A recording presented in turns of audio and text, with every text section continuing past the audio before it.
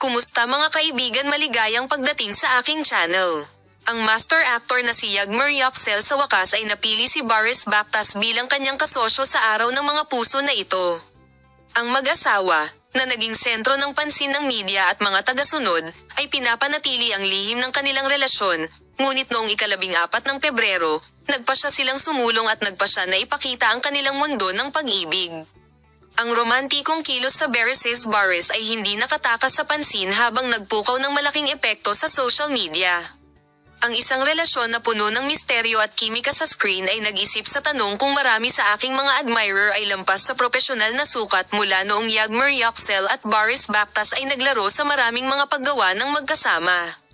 Sa loob ng maraming buwan, ang mga tsismis sa pag-ibig ay nagpapalipat-lipat sa pagitan ng dalawa. Ngunit ang parehong mga manlalaro ay napakapagpapasya tungkol sa kanilang pribadong buhay. Salamat sa panonood ng aming video. Makita ka sa mga bagong video.